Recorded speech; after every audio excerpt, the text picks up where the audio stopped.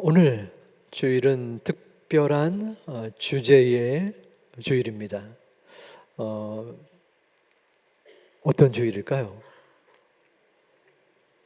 월드 비전에서 미랄의 기적이라는 그 프로젝트를 했었고, 또 그로 인한 비전 주일입니다. 지난 3월에 올로 목사님과 제가 탄자니아의 온다바시라는 마을에 갔습니다. 그 마을에 우리 2009년부터 월드비전이 학교도 또 후원하고 지원하고, 또 마을의 여러 아이들 가정들을 또 보듬어주는 소중한 사역을 해왔어요.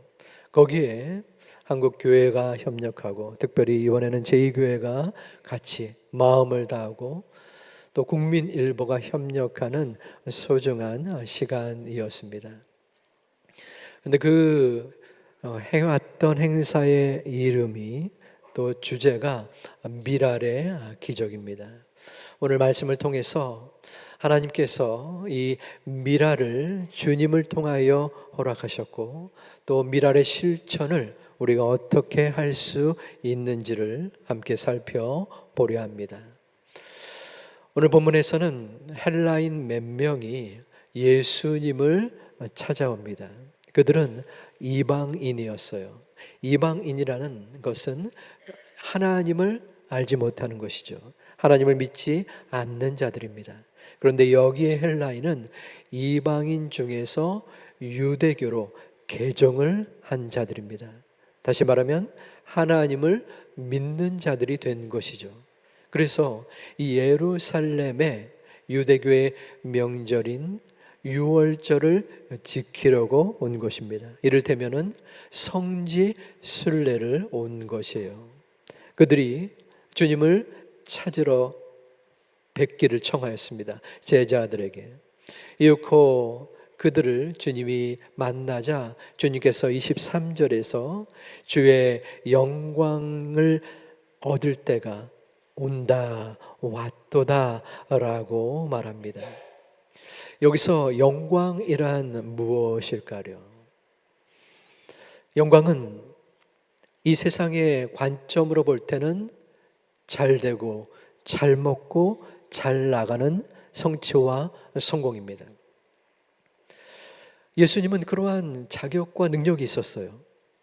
많은 유대인들이 당시에 로마의 압제하에 있었기 때문에 자신들을 구출해줄, 구원해줄 전능자, 메시아, 왕을 원했습니다. 이때에 예수님이 찾아온 것이에요. 능력 많으신 예수님이 죽은 자를 살리시고 병든 자를 고치시는, 이 땅에서 못할 것이 없는 그러한 예수님이었습니다. 그러니 얼마나 유대인들이 박수를 치며 환영했겠습니까? 하지만 그것은 그 유대인들이 원하는 영광이었습니다. 예수님이 말씀하시는 영광은 십자가의 죽음, 십자가의 고난이었습니다. 예수님은 십자가를 피하지 않으셨어요. 물론 힘드셨지만 순종함으로 묵묵히 담대하게 십자가의 사역을 감당했습니다. 그 십자가가 바로 주님에게는 영광의 은혜가 되어진 것입니다. 왜 고난의 십자가가 예수님에게 영광이 되어졌을까요? 그것은 하늘 아버지 하나님의 명령이요 소원이었습니다. 그 십자가를 지심으로 인하여 바로 온 인류가 구원을 얻게 되는 은총이 있게 된 것입니다. 그것을 바로 예수님은 실행한 것이고, 그 기쁨 가운데 영광을 얻을 때가 왔도다 라고 말한 것입니다. 그런데 제자들은 그렇게 생각하지 않았습니다. 제자들의 영광은 바로 주님의 명성을 이용한 한 자리였어요. 사람들이 인정하고 또한 사람들이 흠모하는 이 땅의 한 자리를 그 제자들은 원했습니다. 예수님을 찾은 헬라인 몇 명도 마찬가지였습니다. 그들 또한 많은 유대인들과 같이 예수님을 바라보면서 예수님을 기대하면서 정치적, 군사적 또한 은혜의 랍비로서의 기대를 가지고 있었습니다. 그래서 그들은 예수님을 찾아온 것이죠. 뭔가가 마음에 바라고 소망한 것이 있었다는 겁니다. 하지만 그들의 마음을 아시고 아니다. 영광은 너희들이 바라는 이 땅의 온전히 이름이 아니라 바로 십자가의 고난이요 그것이 나에게 영광이다 라고 말씀하고 있는 것입니다. 제자들은 자신이 듣고 싶은 것만 들은 것이에요. 예수님이 그토록 수차례 십자가의 고난과 순환을 가르쳤은데도 말입니다. 여러분들은 어떻습니까? 우리들의 마음은 어떠할까요? 저는 그 제자들과 달라요. 주님의 고난, 그것이 결국에는 영광인 줄을 압니다 라는 마음이 여러분들에게 있습니까? 아니면 그 제자들과 별반 다름없는 마음을 지니고 있을까요? 예수님이 우리의 인생 마지막에 이러한 질문을 던진다면 우리는 어떻게 답변하시겠습니까? 너가 보여줄 영광이 무엇이냐? 우리가 이 땅에서 자랑하는 자료와 직책이겠습니까? 아니면 주의 복음을 위하여 교회와 이웃을 위하여 애쓰고 수고한 고난의 흔적이겠습니까? 우리는 고난의 흔적 가운데에 거하는 믿음의 자녀가 되어야 합니다. 사도 바울이 그리했습니다. 사람들이 사도 바울에게 질문을 던졌습니다. 사도라면은 예수님을 직접 만나 예수님의 가르침을 직접 대하여야 하는 자인데, 이를테면 12 제자를 사도라고 하는데 왜 당신은 어떻게 사도라 칭합니까? 예수님을 직접 만나 예수님의 가르침을 듣지도 않았는데 말입니다. 그럴 때 사도 바울은 자신이 사람들에게 인정받을 만한 그 학업과 배경과 모든 직책을 드러내지 않았습니다. 바울은 자신이 지니고 있는 복음을 전하기에 있어서 매를 맞은 자국 그리고 돌을 맞은 상처 등 고난의 흔적을 드러내었습니다. 바울에게 있어서 예수님으로 인한 고난이 그에게 크나큰 영광으로서 자리 잡았기 때문입니다. 그러므로 갈라디아서 7장 6장 17절에 사도 바울은 믿음의 고백을 합니다. 이후로는 누구든지 나를 괴롭게 하지 말라. 내가 내 몸에 예수의 흔적을 지니고 있노라. 아멘. 여러분은 어떻습니까? 여러분의 마음과 여러분의 육신 가운데 예수의 흔적, 고난의 흔적을 얼마나 지니고 있으십니까? 저의 지나온 삶을 잠시 말씀을 준비하면서 살펴보았습니다. 나는 어떠한가? 나의 영육에 예수의 흔적, 고난의 흔적이 얼마나 있는가? 고난의 흔적보다는 사람들에게 인정받고 대접받은 모습이 훨씬 더 많더라고요. 너무나 하나님께 창피하고 부끄럽고 죄송했습니다. 사랑하는 제2 가정 여러분, 현재의 고난은 장차 다가올 영광에 비교할 수 없도다. 이 사도 바울의 고백이 바로 그 고난 속에서 고난의 흔적을 마음속에 바라고 그 고난이 나의 영광, 주님을 향한 영광이 되어지는 소중한 제2가족 되시기를 주님의 이름으로 축원합니다. 사도 바울이 혹독한 고난 속에서도 흔들리지 아니하고 기쁨 속에서 복음을 전할 수 있었던 것은 자신을 찾아온 주님이 항상 나의 곁에, 나의 마음속에 있는 것을 믿었기 때문입니다. 그러기에 수많은 환난 속에서도 절망하지 않고 바울은 비록 내 몸에 가시가 있을지라도 그 은혜가 내게 족하다라는 믿음의 고백을 드릴 수 있었던 것입니다. 우리의 삶 속에서 우리를 무너뜨리는 것은 결코 고난이 아닙니다. 우리를 무너뜨리는 것은 우리에게서 예수 그리스도가 사라지는 것입니다. 만일 우리의 마음 중심에 예수님에 대한 소망이 식어지고 믿음이 사라진다면 우리는 결코 다시 일어설 수 없습니다. 하지만 나의 마음의 중심에 그리고 우리의 삶에 어떠한 고통과 절망이 닥칠지라도 예수 그리스도에 대한 소망과 믿음이 굳건하게 사로잡혀 있다면 우리가 겪는 고난이 영광의 멸관이 될 줄을 믿습니다. 그러므로 우리는 기도합니다. 아버지 하나님, 고난이 나를 무너뜨리지 않게 하여 주시옵소서. 고난에 넘어가지 않게 하여 주시옵소서. 영광을 바라보게 하여 주시옵소서. 주의 영광이 나를 지배하고 나를 이끌어 주시고 나를 인도하여 주실 줄을 믿습니다. 고난의 그림자가 엄습할지라도 그 고난 속에서 주님의 영광을 바라볼 수 있는 소중한 제2가족 되시기를 주님의 이름으로 축원합니다. 예수님은 주의 영광에 나아갈 길을 24절에서 미랄의 비유를 통하여 설명하고 있습니다. 우리 함께 봉독합니다.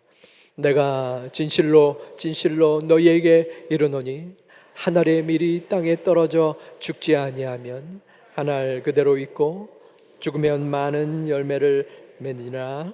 아멘. 예수님은 한 알의 밀알이 땅에 떨어져 죽어야 함을, 죽음으로써 많은 열매를 맺을 수 있음을 말씀하셨습니다. 곧 주님의 십자가의 밀알이 이 땅에 떨어져 죽게 되어지고 그 죽음으로 인하여 온 인류의 구원을 얻을 수 있음을 말씀하고 있는 것입니다. 즉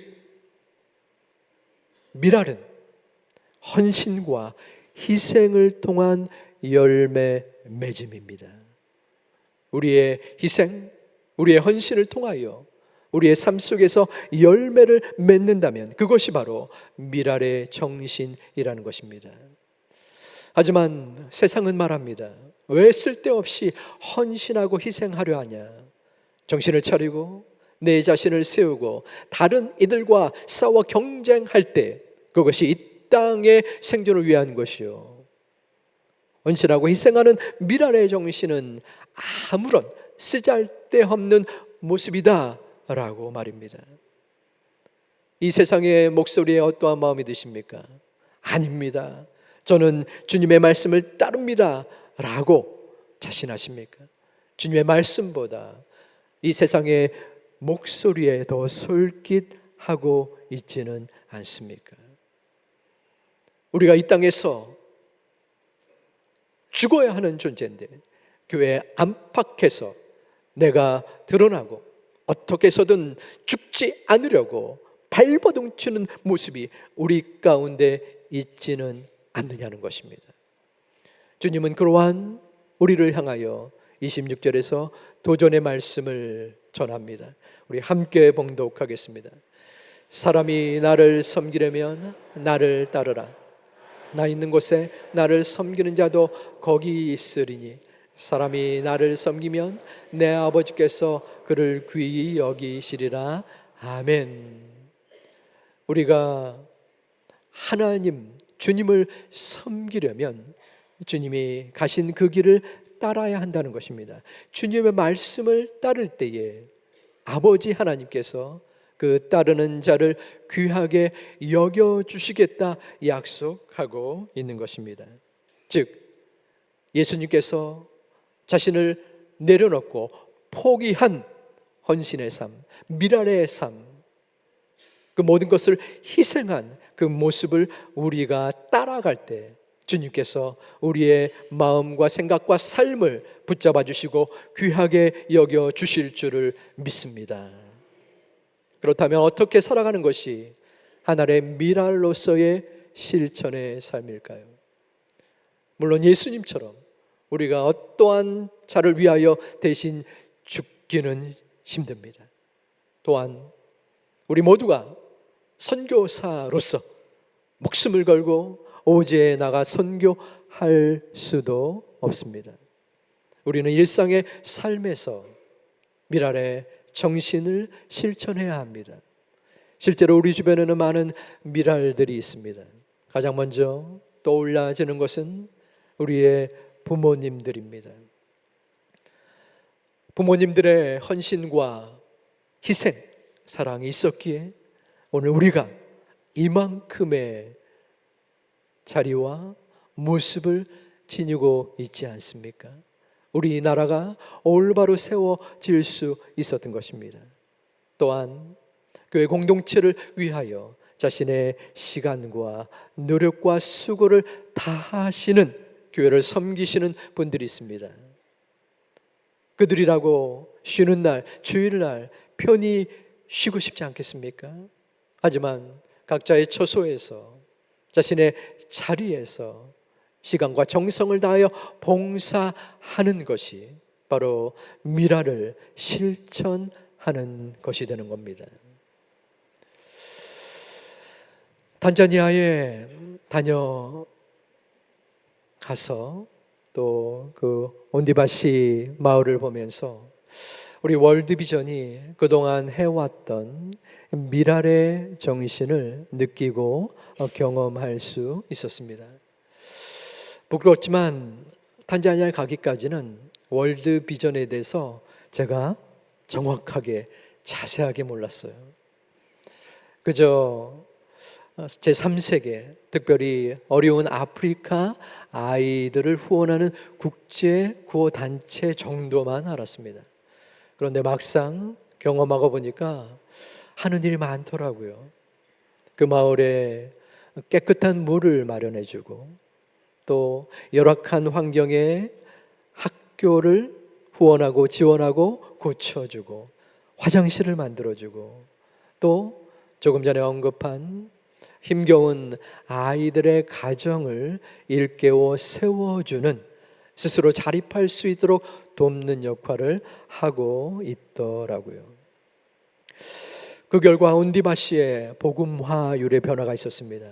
2009년에는 그 마을에 15%의 크리스천이 있었다 하면은 지금은 65%의 복음을 받는 자들이 생겨난 것입니다.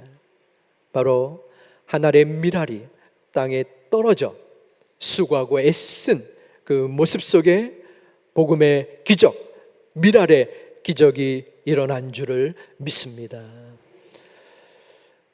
저희가 온디바시 초등학교에 갔었습니다. 갔는데 한 5분 37초 동안 제가 BTS가 된 것 같았어요. 너무나 환영하고 좋아해줘서 몸둘 바를 몰랐습니다. 그리고 그 학교를 또 떠나서 원로 목사님과 두 가정을 방문했었습니다.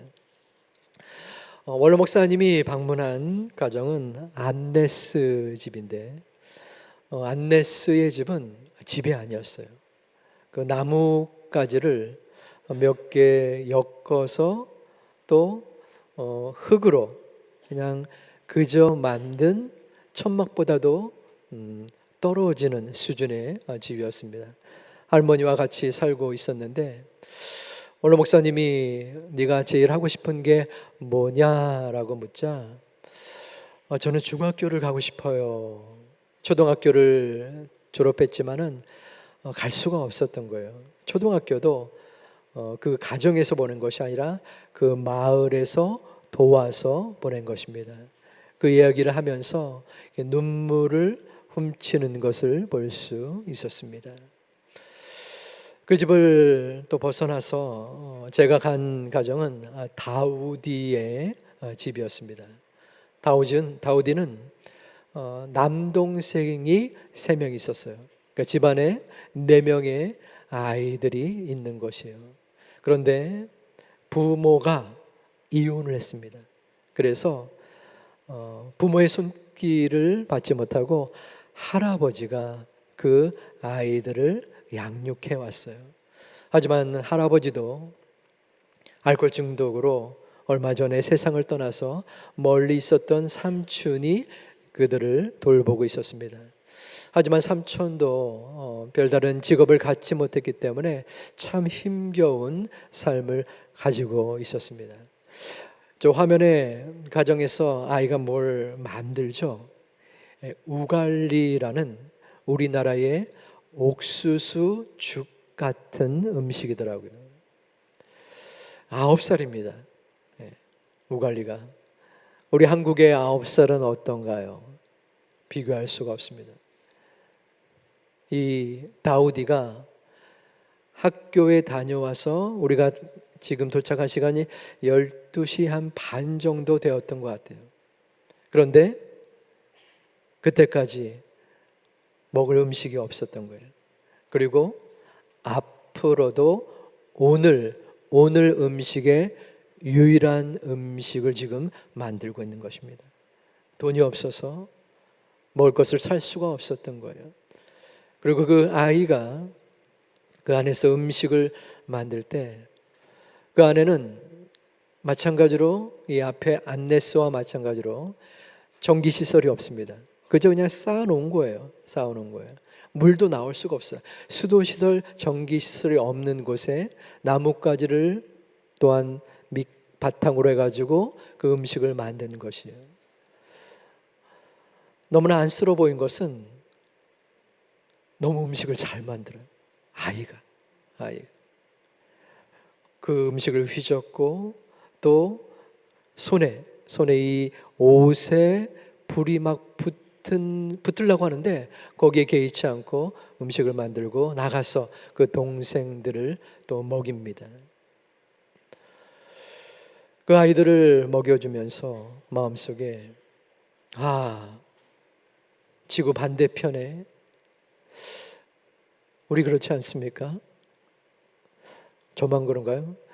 먹고 많이 남지 않나요? 음식 찌꺼기가 있지 않나요? 그런데 굶어 죽을 수 있는 아이들이 있다는 거예요. 그리고 몇 끼마다 기도하지 않습니까? 하나님, 일용할 양식을 주셔서 감사합니다. 그때까지 제가 얼마나 무의식적으로, 습관적으로, 형식적으로 감사의 기도를 드렸다는 것을 하나님 앞에 회개의 기도를 드렸습니다. 주님은 이 땅에 미랄로 내려오셨습니다. 하늘의 모든 하나님과 같은 권세를 포기하시고 이 미랄의 자리로 내려오셔서 땅에 처박혔습니다. 모든 사람이 그 미랄을 신경 쓰지 않았습니다. 눈여겨보지 않았습니다. 하지만 주님께서는 미랄된 자신의 마음과 모습을, 그 고난을 받아들이고 또한 그 고난을 영광으로 생각하였습니다. 어떻게요? 왜 영광으로 생각합니까? 썩어 자신이 죽은 그 미랄 덕분에 썩어 문드러져야만 될 우리의 영혼, 우리의 육신이 죽음에서 생명으로, 절망에서 소망으로 바뀌어질 수 있기 때문입니다. 그 믿음이 우리 가운데 있을 때 하나님은 우리를 만져주시고 인도하여 주실 줄을 믿습니다. 오직 주님의 은혜요, 미랄의 기적이요, 미랄의 정신이기 때문입니다. 사랑하는 우리 제2가족 여러분, 주님께서 이 땅에 미랄로 내려오신 덕분에 우리는 지금 예배를 편안하게 드리고 있습니다. 이 예배 후에 우리는 만나실에서 또한 식당에서 맛있는 커피와 국수를 먹을 것 같습니다. 밖에 나가서 가족들과 또 즐거운 식사를 할 것입니다. 하지만 우리가 알지 못하는 그 어떠한 곳에서 굶주림에 허덕이는 불쌍한 아이들도 있으면 주님께서는 그 아이들을 위해서도 이 땅에 내려오셨습니다. 사랑하는 우리의 마음을 모아 미랄의 주님을 바라보며 우리의 심령 속에 그 미랄을 되새기고 그 미랄을 실천할 수 있는 우리 모두가 되시기를 주님의 이름으로 축원드립니다.